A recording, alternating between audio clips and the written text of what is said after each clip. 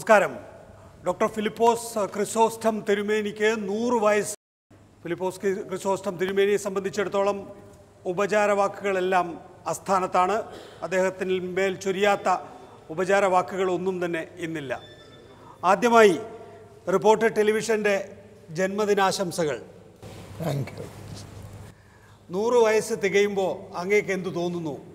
ജീവിതം സാർത്ഥകമായോ? 99 കഴിഞ്ഞെന്ന് തോന്നുന്നു. അങ്ങയുടെ ജീവിതം സാർത്ഥകമായോ? സത്ഫലമായെന്ന് ചോദിച്ചാൽ തന്നെ ഫലം ആയെന്ന് പറയാനൊക്കുകയില്ല, ആയില്ലെന്ന് പറയാനും ഒക്കുകയില്ല. മനസ്സിലായില്ല ഞാൻ പറയും? അതായത് പല കാര്യങ്ങൾ സാധിച്ചു, പലത് സാധിച്ചില്ല. സാധിക്കാത്തത് എന്താണ്? സാധിക്കാത്തത് ഈ കുര്യൻ സാറിനെ പോലെ ഈ ലോകസഭയുടെ പ്രസിഡന്റാണ്. അപ്പോൾ അങ്ങനെ ഒരു ആഗ്രഹം പിതാവിനെ സംബന്ധിച്ചിടത്തോളം ഉണ്ട്, ലോക്സഭയുടെ രാജ്യസഭയുടെ ഉപാധ്യക്ഷനാവുക എന്നുള്ളത്. തിരുമേനിയുടെ ആഗ്രഹം നടന്നില്ലെന്നായി നികേഷ് പറയുന്നത്. എന്ന് പറഞ്ഞില്ല, എൻ്റെ ആഗ്രഹം എല്ലാം നടന്നില്ലെന്നാണ് അതാ പറഞ്ഞത്. അപ്പോൾ തിരുമേനി നേരത്തെ ഈ വൈദികനാകാതെ ഒരു രാഷ്ട്രീയത്തിൽ ഇറങ്ങിയിരുന്നെങ്കിൽ തിരുമേനി ഒരു പക്ഷെങ്കിലല്ല, തിരുമേനി വലിയൊരു രാഷ്ട്രീയ നേതാവ്, ചിലപ്പോൾ പ്രധാനമന്ത്രി വരെ ആകുമായിരുന്നു എന്ന് ചിലരൊക്കെ പറയുന്നു. അതിനെക്കുറിച്ച് എന്താ പറയുന്നു? ഇല്ല, ഞാൻ അങ്ങനെ ഇന്നതായിത്തീരണമെന്ന് പ്രത്യേകം വിചാരിച്ചിട്ടില്ല. ഓരോ സാഹചര്യങ്ങളനുസരിച്ച് വളരാൻ ശ്രമിച്ചിട്ടുണ്ട്. തിരുമേനി 90-ാം വയസ്സിൽ പറഞ്ഞിട്ടുണ്ട് ഇനിയൊരു ജന്മമുണ്ട് ഇങ്ങനെ തന്നെ ജീവിക്കണമെന്ന് പറഞ്ഞിരുന്നു. അവിടെ തന്നെയാണോ ഇപ്പോഴും നിൽക്കുന്നത്? അതെ, ഞാനൊരു മെത്രാനായതിൻ്റെ ശേഷം പെണ്ണ് കെട്ടണമെന്ന് ആഗ്രഹിക്കുന്ന പോലെ.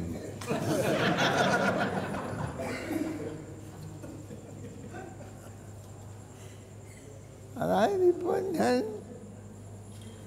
അതൊക്കെ വിട്ടിരിക്കുക. പിന്നെ തിരുമേനി, ഞാനൊരു ചോദ്യം ചോദിക്കാം. തിരുമേനി ഒരു സഭാ മേലധ്യക്ഷനാണ്, ഒരു സമുദായത്തിൻ്റെ, ഒരു സഭയുടെ, ക്രൈസ്തവ സമുദായത്തിൽ അംഗീകരണം. എല്ലാ ജാതി മതസ്ഥരും എല്ലാവരും തിരുമേനിയെ സ്വീകരിക്കുന്നു, അംഗീകരിക്കുന്നു. ഇതിൻ്റെ രഹസ്യം എന്താണെന്ന് ഈ മാത്യു തോമസിന് എനിക്കൊന്ന് പറഞ്ഞു തന്നാലേ ഞങ്ങളൊന്ന് പ്രയോഗിച്ച് നോക്കാം. ഞാൻ പറയാം. അതെന്താണെന്ന് ചോദിച്ചാൽ, ഞാൻ എല്ലാ മനുഷ്യരെയും സ്നേഹിക്കാൻ ശ്രമിക്കുന്നു. അതുകൊണ്ട് എല്ലാ മനുഷ്യരും എന്നെ സ്നേഹിക്കാൻ ശ്രമിക്കുന്നു. അതാണ്. നാം മറ്റുള്ളവരെ സ്നേഹിക്കുകയാണെങ്കിൽ മറ്റുള്ളവർ നമ്മെ സ്നേഹിക്കും. ഇന്നത്തെ ഭരണം എങ്ങനെയുണ്ട്? ദേശീയ തലത്തിലും സംസ്ഥാന തലത്തിലുള്ള ഭരണം എങ്ങനെയുണ്ട് എന്നാണ് തിരുമേനിയുടെ വിലയിരുത്തൽ? എൻ്റെ വിലയിരുത്തൽ, ഇവർ ഭരിച്ച് നാട്ടിൽ വെള്ളവുമില്ല മനുഷ്യൻ. തിരുമേനി പമ്പാ നദി വെള്ളമില്ല. തിരുമേനി പമ്പാ നദിയിലല്ലേ താമസിക്കുന്നത്, കരയിലല്ലേ താമസിക്കുന്നത്? അവിടെ വെള്ളമില്ലാതായതിന് സർക്കാരിന് വലിയ ഉത്തരവാദിത്വം ഉണ്ടോ? വെള്ളമില്ലാതായത് എന്താണെന്ന് ചോദിച്ചാൽ എനിക്കത് പറയാനറിയാൻ പാടില്ല. ഏതായാലും ഇപ്പോൾ പഴയതുപോലെ വെള്ളമില്ല. ഇതുപോലുള്ള മന്ത്രിമാർ എന്ന് ഞാൻ പറഞ്ഞില്ല. കുര്യൻ സാറിന്റെ വ്യാഖ്യാനമാണല്ലേ? അത് കുര്യൻ സാറിന്റെ വ്യാഖ്യാനമല്ലേ? അതല്ല, നമ്മൾ ഭാവിയെ നോക്കിയാൽ ആക്ട് ചെയ്യും. മനുഷ്യൻ അവൻ്റെ ആവശ്യം ഇപ്പോൾ എല്ലാവരുടെയും എല്ലാ ആവശ്യങ്ങളും കരുതാൻ ശ്രമിക്കാം. അതായത് പണ്ടൊക്കെ ഒത്തിരി വെള്ളം ഉണ്ടായിരുന്നു. ഇപ്പോൾ നമ്മൾ ഇമ്മീഡിയറ്റ് അല്ലാതെ ഒരു മനുഷ്യൻ്റെ അടിസ്ഥാന ആവശ്യങ്ങൾ നമ്മൾ നോക്കുന്നത്. നമുക്ക് വെള്ളം ലഭിക്കണം, വെള്ളം നിലനിൽക്കണം, അങ്ങനെയൊക്കെ ആലോചിക്കുന്നത്. ഭാവിയെപ്പറ്റി ചിന്തിക്കാതെ നമ്മളുടെ തൽക്കാല ആവശ്യങ്ങൾക്ക് വേണ്ടി ഭാവിയെ അവഗണിച്ച് ജീവിക്കുന്നത് തെറ്റായിട്ടുള്ള. ഒരുപാട് മേഖലകളിൽ കൂടെ ഒരു 100 വർഷം കടന്നുപോയി. ലോകമഹായുദ്ധങ്ങൾ, സ്വാതന്ത്ര്യ സമരങ്ങൾ, വ്യത്യസ്ത രാഷ്ട്രീയ ചിന്താഗതികളുടെ ഭരണമാറ്റങ്ങളൊക്കെ. അപ്പോൾ ഇവിടെ മനുഷ്യനിൽ ആത്മീയതയുടെ അംശം വളരെ കൂടിക്കൊണ്ടിരിക്കുകയാണ് എനിക്ക് തോന്നുന്നത്. മനുഷ്യൻ്റെ ആത്മീയത പൊതുവിൽ കൂടിക്കൊണ്ടിരിക്കുകയാണ്. അപ്പോൾ ഒരു ആത്മീയ ആചാര്യൻ എന്നുള്ള രീതിയിൽ ഈ മനുഷ്യൻ്റെ പുരോഗതിയിലേക്കാണോ പോകുന്നത്? ഞാൻ പരിപൂർണമായി യോജിക്കുന്നില്ല. ആത്മീയത കൂടുന്നുണ്ട്. അതായത് ആത്മീയത വർദ്ധിക്കുന്നു എന്ന് പറയുന്നതിനോട് ദൈവത്തെ സ്നേഹിക്കുന്ന മനുഷ്യന് വേണ്ടി ജീവിക്കുന്നവനായി, അല്ലെങ്കിൽ അവൻ ദൈവത്തെ സ്നേഹിക്കുന്നവനായി. അതാണ് എൻ്റെ അഭിപ്രായം. ആത്മീയത കൂടുന്നില്ല, എന്നാൽ മതാത്മകത, റിലിജിയോസിറ്റി വർദ്ധിക്കുന്നുണ്ട്. ഞാൻ അതിനോടൊരു ചോദ്യമുണ്ട് എനിക്ക്. തിരുമേനിയുടെ അമ്മയെപ്പറ്റി തിരുമേനിക്കുള്ള അഭിപ്രായവും തിരുമേനിയുടെ അപ്പച്ചനുള്ള അഭിപ്രായവും ഒരുപോലാണ്. ഈശ്വര വിശ്വാസമില്ലാത്ത ആളുകളിൽ കൂടെ ദൈവം പ്രവർത്തിക്കുമോ? എനിക്ക് ഈശ്വര വിശ്വാസമില്ല എന്ന് പറഞ്ഞാൽ എന്നെ ഉദ്ദേശിക്കുന്നു. എത്തീസ്റ്റ്. ഈ PT പുന്നൂസ് എന്ന് പറയുന്ന ആൾ പറഞ്ഞു, അദ്ദേഹത്തെ കേസ് വിസ്തരിച്ചപ്പോൾ ചോദിച്ചു ഈശ്വരൻ ഇല്ല. അദ്ദേഹത്തിൻ്റെ അമ്മാച്ചൻ പറഞ്ഞു, നീ എന്തിനാണ് ഇങ്ങനത്തെ മണ്ടത്തരം പറഞ്ഞ്? ഈശ്വരൻ ഇല്ലെന്ന് നീ നിനക്ക് പറഞ്ഞാൽ പോലെ എനിക്ക് മനസ്സില്ല എന്നോട് പറയാൻ, നിനക്കെന്നെ വേണം അറിഞ്ഞിട്ടെന്ന് വരും പറഞ്ഞു. അപ്പോൾ അങ്ങനെ ചോദിച്ചു, എൻ്റെ അച്ഛായ ഞാനൊരു ചോദ്യം ചോദിക്കട്ടെ, ഞാനില്ലെന്ന് പറഞ്ഞാൽ ദൈവം ഇല്ലാതാകും? ഈ ദൈവവിശ്വാസികളുടെ വിചാരം ഒരുത്തൻ ദൈവം ഇല്ലെന്ന് പറഞ്ഞാൽ ഉടനെ ദൈവം ഇല്ലാതാകും. ഈ ഉണ്ടോ എന്ന് വരുന്നില്ല, ദൈവത്തെ ഇല്ലാതാക്കണം. ദൈവം ഉണ്ടോ? ദൈവം ഉണ്ടോ? ഈ ഉണ്ടോ എന്ന് ചോദിച്ചാൽ അതിൻ്റെ അർത്ഥം തന്നെ. ദൈവമുണ്ട് എന്നുള്ള കാര്യത്തിൽ തിരുമേനിയുടെ തെളിവെന്താണ്? എൻ്റെ അഭിപ്രായത്തിൽ ദൈവമുണ്ടെന്ന് വിശ്വസിക്കുന്ന ആളാണ് ഞാൻ. എന്നാൽ ഞാൻ വിചാരിക്കുന്ന വിധത്തിലുള്ള ദൈവമുണ്ടോ എന്ന് എനിക്കിപ്പോഴും സംശയമാണ്. ദൈവം എൻ്റെ പ്രാർത്ഥന കേട്ട് ഞാൻ പറയുന്ന പോലെ ലോകത്തെ ഭരിക്കുന്നുണ്ടെന്ന് ഞാൻ വിചാരിക്കുന്നു. മനസ്സിലായോ? അങ്ങനെയാണ് ലോകത്തെ ഭരിക്കുന്നത് ഞാനാണോ ദൈവമാണോ? പിതാവിൻ്റെ ജീവിതത്തിൽ ദൈവത്തെ കാണാൻ ശ്രമിച്ചിട്ടുണ്ട്. നന്മ ചെയ്യുന്നതിലൂടെ ദൈവത്തെ കാണാൻ ശ്രമിച്ചിട്ടുണ്ട്. അത് ഞാൻ ശ്രമിച്ചിട്ടുണ്ട്, കുറേ കണ്ടെത്തിയിട്ടുണ്ട്, രണ്ടുമുണ്ട്. ഒരു 5000 വർഷമെങ്കിലുമായി കാണും മനുഷ്യൻ ഈശ്വരനെ വിളിച്ച് പ്രാർത്ഥിക്കുന്നു. പക്ഷേ ഇപ്പോഴും മനുഷ്യന് ദുരിതവും ദുഃഖവും പ്രയാസങ്ങളും ഒക്കെയാണ്. അപ്പം മനുഷ്യൻ്റെ പ്രാർത്ഥനയ്ക്ക് ശരിയായ മറുപടി ഈശ്വരൻ നൽകുന്നുണ്ടോ എന്നുള്ളൊരു ചോദ്യം പലപ്പോഴും ചോദിച്ചിട്ടുള്ള. ദുരിതം എന്ന് പറഞ്ഞാൽ എന്താണ്? അല്ല, ദുരിതം എന്ന് പറഞ്ഞാൽ എന്നാ? ഞാൻ ആഗ്രഹിക്കുന്നതെല്ലാം കിട്ടുന്നതാണോ ദുരിതമില്ലായ്മ? ആണോ? ലോകത്ത് യുദ്ധം നടക്കുന്നു, ചെറിയ പിഞ്ചു കുഞ്ഞുങ്ങളുടെ മേൽ രാസായുധ പ്രയോഗം നടക്കുന്നു. ഇതിനെയൊക്കെ നമുക്ക് ദുരിതമെന്ന് വിളിച്ചുകൂടെ?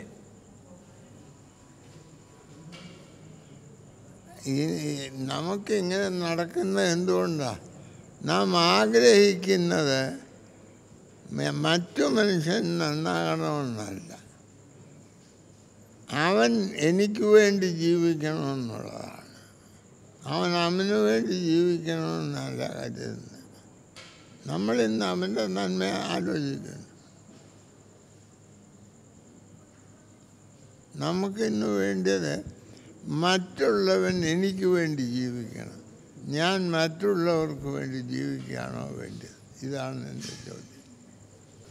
പിതാവ് ഭരണത്തിൽ ഇടപെടാറുണ്ടോ? ഇവിടെ പിണറായി വിജയനെ വിളിച്ച് അങ്ങനെ ചെയ്യണം, മോദിയെടുത്ത് സ്വാധീനിക്കാൻ കഴിയുമെങ്കിൽ അങ്ങനെ പള്ളിക്കാര്യങ്ങളിലോ അല്ലെങ്കിൽ ആത്മീയ കാര്യങ്ങളിലോ അപ്പുറത്തേക്ക് ഭൗതിക കാര്യങ്ങളിൽ ഇടപെടുന്ന ആളാണോ പിതാവ്? ഭൗതിക കാര്യങ്ങളിൽ ഇടപെടാത്ത ആരെയെങ്കിലും അറിയുമോ? ഉണ്ടോ? പിതാവ് ഏറ്റവും ഒടുവിൽ ഇടപെട്ടത് ഏത് വിഷയത്തിലാണ്? ഇത്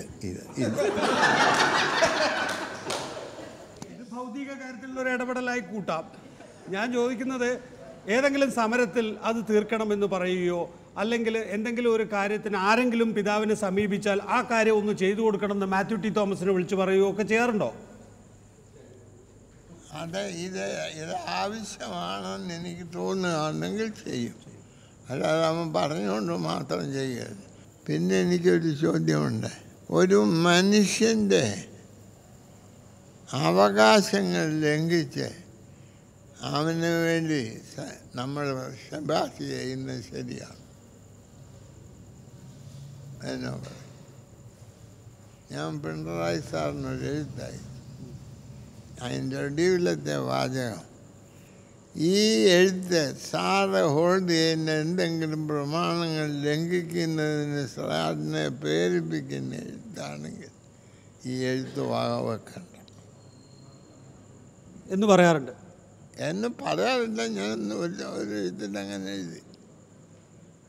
അതായത് മറ്റു മനുഷ്യൻ ദോഷം വരുത്തുന്ന കാര്യം നമ്മൾ മറ്റൊരുത്തിനോട് ഉപദേശിച്ചു കൊടുക്കുക. മത തീവ്രവാദം, എല്ലാ മതത്തിൽപ്പെട്ടവരും അവരുടേത് നല്ലതാണെന്നും മറ്റത് മോശമാണെന്നും അതിൻ്റെ പേരിൽ ഒട്ടേറെ കലാപങ്ങളും കുരുതികളും ലോകത്ത് നടക്കുകയാണ്.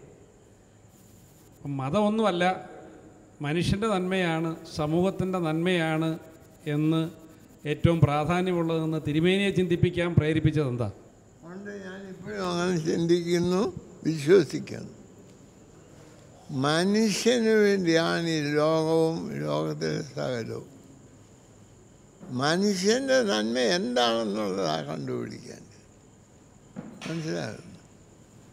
മനുഷ്യൻ ഒത്തിരി അവൻ്റെ ഇഷ്ടം പോലെ ജീവിക്കുന്ന അവന് നല്ലതല്ല. സമൂഹത്തിലാണ് മനുഷ്യനാകുന്നത്, അല്ലേ? ഒരു കൊച്ചു കുഞ്ഞ് ജനിച്ചാൽ ആ കുഞ്ഞ് വളർന്ന് മനുഷ്യനാണ്. അപ്പം അങ്ങനെ മനുഷ്യനാകാനായിട്ട് അവന് സാഹചര്യം ഉണ്ടാക്കി കൊടുക്കുന്നതാണ് നമ്മുടെ ചുമതല. ഒരു ആധ്യാത്മിക ആചാര്യന് മതേതരനായി ജീവിക്കാൻ കഴിയുമെന്ന് തിരുമേനി തെളിയിച്ചു കൊടുത്ത ഒരാൾ, ഒരു സെക്യുലറായി ജീവിക്കാൻ ഒരു പുരോഹിതന് കഴിയുമെന്ന് നാട്ടിൽ തെളിയിച്ചു കൊടുത്തുള്ളതാണ് തിരുമേനി. തിരുമേനിക്ക് മറ്റ് മതത്തിൽപ്പെട്ട ആത്മീയ ആചാര്യരോടുള്ള ബന്ധം, മാതാ അമൃതാനന്ദമയി, ശ്രീ രവിശങ്കർ, മൺമറഞ്ഞു പോയ മള്ളിയൂർ തിരുമേനി, ഈ ബന്ധങ്ങൾ എങ്ങനെ രൂപപ്പെട്ടു? അതെങ്ങനെയാണ് സുദൃഢമായി നിലനിർത്താൻ കഴിഞ്ഞത്? എൻ്റെ അഭിപ്രായം, ദൈവം കടാക്ഷിക്കാത്ത ഒരു മനുഷ്യനും, അതാണ് എൻ്റെ കാര്യം. ദൈവം എല്ലാവർക്കും ചെയ്യാവുന്ന അങ്ങേ അറ്റം ചെയ്യും. എന്നാൽ നമ്മൾ മനുഷ്യനെ സ്വീകരിക്കാൻ തയ്യാറാണ്. ഞാൻ എന്നെ മാത്രമേ സ്വീകരിക്കുന്നുള്ളൂ, മറ്റു മനുഷ്യനെ ഞാൻ സ്വീകരിക്കുമ്പോൾ ഞാൻ ദൈവത്തെ സ്വീകരിച്ചോളാം. ഞാൻ ഒരു സ്വല്പം വസ്ത്രം ഒരുത്തന് കൊടുക്കുക, അവന് ജീവിക്കാൻ സഹായിക്കണം. അത് നമ്മൾ ചെയ്യുന്നുണ്ടോ എന്നുള്ളതാണ്. ഈ രാഷ്ട്രീയക്കാരെ കുറിച്ച് അങ്ങനെയുള്ളൊരു അഭിപ്രായം ഉണ്ടോ? അങ്ങനെ ബാക്കിയുള്ളവരെ സഹായിക്കുന്ന ഒരു ജീവിതമാണോ രാഷ്ട്രീയക്കാർ നിർവഹിക്കുന്നത്? പൊതുവായി ഒരാളെ എടുത്തില്ല. അത് ഞാൻ വിചാരിക്കുന്നില്ല. അങ്ങനെ ആരും മറ്റുള്ളവനെ സഹായിക്കാൻ പരമാർത്ഥമായി ശ്രമിക്കുന്ന ഒരു ചുരുക്കമാണ്. ഇപ്പം ഇവർ രണ്ട് വലിയ പുള്ളികളാണ്. അവരെ അവരുടെ ഇപ്പോഴത്തെ ഉദ്യോഗം പോവുകയാണ് ഇത്രയും കാര്യമൊന്നും പ്രവർത്തിക്കാത്തില്ല. ഇപ്പോഴത്തെ രണ്ട് ഉദ്യോഗം പോവുകയാണെങ്കിൽ നിങ്ങൾ ഇത്രയും പ്രവർത്തിക്കും. ഇത്രയും അവസരം കിട്ടത്തില്ല. ഉദ്യോഗം ഇല്ലാത്തപ്പോഴും ഒത്തിരി പ്രവർത്തിച്ചല്ലോ, എനിക്കറിയാമല്ലോ. പക്ഷെ ഇത്രയും അവസരം കിട്ടില്ല, ഇത്രയും ഫലപ്രദമായി ചെയ്യാൻ കഴിയില്ല. ചെയ്യുന്നില്ല, അത്രയും ഫലപ്രദമായി ചെയ്യാൻ പറ്റില്ല. അതാ ഞാൻ പറഞ്ഞത്. അത് അവർക്ക് കൊടുക്കാതെ അവർക്ക് സന്തോഷിക്കാൻ നോക്കും, പോകുകയില്ല. രാഷ്ട്രീയക്കാരുടെ കാര്യം പോട്ടെ, പുരോഹിതര് യഥാർത്ഥത്തിൽ പുരോഹിതരും ചെയ്യേണ്ടത് മറ്റുള്ളവൻ്റെ ആവശ്യം എൻ്റെ ആവശ്യമായി കണ്ട് അവനവൻ്റെ ആളത്വത്തിൻ്റെ പൂർണ്ണതയിലേക്ക് വളരാൻ അവനും ഞാനും കൂടെ ഒരുമിച്ച് പ്രവർത്തിക്കും.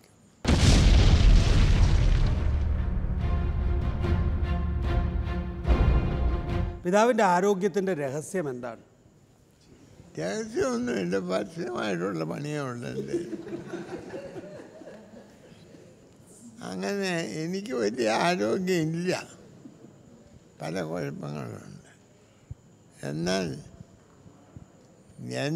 ഞാൻ സ്വർഗത്തിൽ ഇതുവരെ പോകാൻ എന്താന്നായി ചോദ്യം.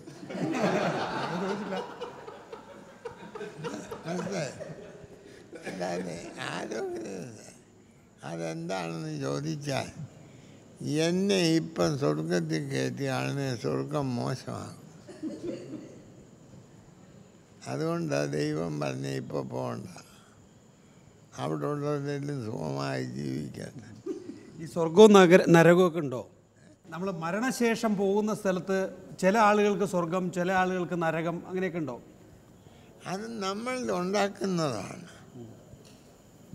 അതായത് ഞാൻ എൻ്റെ ചുറ്റുപാട് നരകമാക്കും, ഞാൻ എൻ്റെ ചുറ്റുപാട് സ്വർഗമാണ്. ജീവിതത്തിൽ നമ്മൾ നന്മ ചെയ്യുന്നതിലൂടെ നമുക്ക് സുഖകരമായ ഒരു അന്തരീക്ഷം ലഭിക്കും, ചീത്ത ചെയ്യുന്നതിലൂടെ നമുക്ക് മോശമായ ഒരു അന്തരീക്ഷം ലഭിക്കും. മരണശേഷം അങ്ങനെയൊരു കാഴ്ചപ്പാട് തിരുമേനി വെച്ച് പുലർത്തുന്നുണ്ടോ? മരണശേഷം ഞാൻ ഇതുവരെ മരിച്ചു നോക്കിയിട്ടില്ല. അതുകൊണ്ട് മരണശേഷം എന്നാന്ന് എന്നോട് ചോദിച്ചാൽ വ്യക്തമായി പറയാൻ എനിക്കറിഞ്ഞു. തിരുമേനിയുടെ ഒരു വലിയ ആഗ്രഹമായിരുന്നു, അതുകൊണ്ടാണ് എന്തായിരുന്നു? കോഴഞ്ചേരി താലൂക്ക് കോഴഞ്ചേരിക്ക് അനുവദിച്ച് കിട്ടുക എന്നുള്ളത്. ആവശ്യം എന്ന് പറഞ്ഞാൽ അത്യാവശ്യമല്ലായിരുന്നു, എന്നാൽ ആവശ്യമായിരുന്നു. മനസ്സിലായില്ല? ഇപ്പം ഈ ഇത്രയൊരു ഇതിടാതെ, ഈ സൂത്രമേ ഇല്ലാതെ എനിക്ക് ജീവിക്കാം. എന്നാൽ ഇതിടുമ്പോൾ ഒരാളുടെ എൻ്റെ ഇതിലോട്ട് സൂക്ഷിച്ച് നോക്കുന്ന കാണുമ്പം എനിക്കൊരു സന്തോഷം. മനസ്സിലായില്ല? അതായത് മറ്റുള്ളവൻ എന്നെ നോക്കുകയും എന്നെ ബഹുമാനിക്കുകയും ചെയ്യുമ്പോൾ എനിക്ക് സന്തോഷം. തിരുവേണിക്ക് ഈ വസ്ത്രത്തിലൊക്കെ നല്ല കമ്പമുള്ള ആളാണോ? നല്ല കമ്പോളമാണെന്നൊന്നും പറയാനൊക്കെ. എൻ്റെ ഈ വസ്ത്രങ്ങളെല്ലാം വല്ലവരും എനിക്ക് തന്ന, ഞാൻ തന്നെ വാങ്ങിച്ച വസ്ത്രം ഇപ്പോൾ എനിക്കൊന്നുമില്ല. മുമ്പ് ഉണ്ടായിരുന്നു, ഇപ്പോൾ ഇല്ല. തിരുവേണി വലിയ മുത്തുകളുള്ള വലിയ മാലകൾ ഇടുന്ന ആളാണ്. ഇന്നിപ്പോൾ ഒരു രുദ്രാക്ഷാണ് ഇട്ടിരിക്കുന്നത് കാണുന്നത്. ആണ് ഇദ്ദേഹം ഈ പല വിധത്തിലുള്ള ഭക്ഷണമാണ് കഴിക്കുന്നത് അല്ലേ? ഒരു ദിവസം വഴുതനങ്ങ കഴിക്കും, ഒരു ദിവസം വെണ്ടയ്ക്ക കഴിക്കും, അങ്ങനെയാണ് ഞാനും. ഒരു ദിവസം ഇങ്ങനെ. തിരുമേനി ഈ നല്ല മാലകൾ പലരും തരുന്നുണ്ട് തിരുമേനിക്ക്, അതാണ് തിരുമേനി ധരിക്കുന്നതെന്നാണ് പറയാറുള്ളത്. ചിലരത് ചോദിക്കും, അപ്പോൾ തിരുമേനി ഉള്ളതിൽ മോശം എടുത്തു കൊടുക്കാറുണ്ട് എന്നാണ് പറയാറുള്ളത്. അങ്ങനെ ആയിരുന്നു. ഇപ്പം അങ്ങനെയല്ല. ആദ്യ സമയത്ത് ഞാൻ ചെന്ന് എനിക്കൊരു മാല തരണം, ഞാൻ ഏറ്റവും മോശം വരണം നോക്കി, അത് കിട്ടാൻ അവിടെ കിടക്കും, തൂങ്ങിയൊക്കെ കിടക്കും, കൊടുക്കും. ഇപ്പോൾ ഞാൻ ചെയ്യുന്നത് എനിക്കൊരാൾ തന്നതല്ലേ, ഇഷ്ടപ്പെട്ട് തന്നാണ്. അല്ല. അപ്പോൾ അതുകൊണ്ട് ഞാൻ ഇപ്പോൾ ചെയ്യുന്നത് എൻ്റെ ഡ്രൈവറോടോ എൻ്റെ ക്ലർക്കിനോടോ പറയും, ഇയാളെ വിളിച്ചുകൊണ്ട് പോയി അയക്ക് ഇഷ്ടമുള്ള ഒരെണ്ണം അങ്ങോട്ട് കൊടുക്കാൻ പറയും. അപ്പോൾ അധികവും അവൻ എനിക്ക് ഏറ്റവും ഇഷ്ടമുള്ളത് അങ്ങെടുക്കും. അത് കൊടുക്കാൻ ഞാൻ ശ്രമിക്കും. അത് പഠിക്കണം. തിരുമേനി പണ്ട് പറഞ്ഞിട്ടുണ്ടേ, കുപ്പായത്തിൻ്റെ അകത്ത് എന്തും മറയ്ക്കാം എന്ന് പണ്ടൊന്ന് പറഞ്ഞിട്ടുണ്ട്. ഇപ്പോൾ ഈ മതചിഹ്നം, കുരിശടക്കം മതചിഹ്നം ഉപയോഗിച്ച് കയ്യേറ്റങ്ങൾ നടത്തുന്നതിനെ പറ്റിയുള്ള തിരുമേനിയുടെ അഭിപ്രായം എന്താ? കുരിശ് ഉപയോഗിക്കാതെ പോലും കയ്യേറ്റം നടത്താൻ പാടില്ല. അതായത് നമ്മളെ മറ്റൊരുത്തൻ്റെ നമ്മളേതാക്കാൻ ശ്രമിക്കുന്നത് ശരിയല്ല. അന്ന്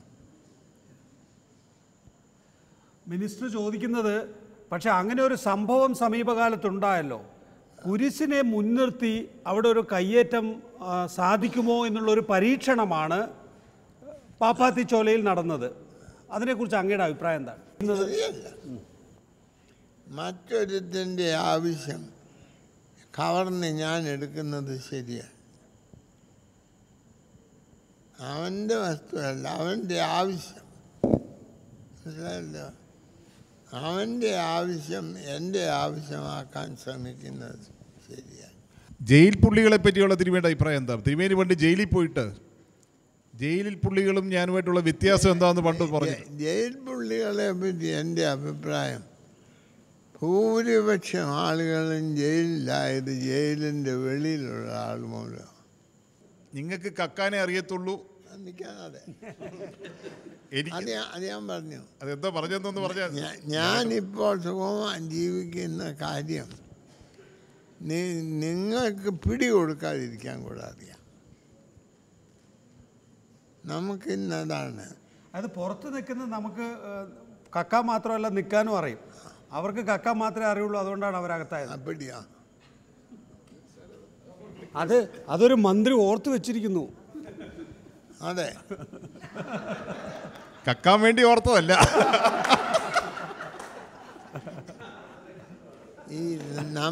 ഞാൻ പറഞ്ഞത്, എനിക്ക് 20 കുപ്പായമാണ്. എനിക്ക് 20 കുപ്പായം ആവശ്യമുണ്ട്. ഇല്ല. അപ്പോൾ ഞാൻ 20 കുപ്പായം ഇടുന്നതിന് മോഷണമെന്നാണ് മലയാളത്തിൽ പേര്, അല്ലേ?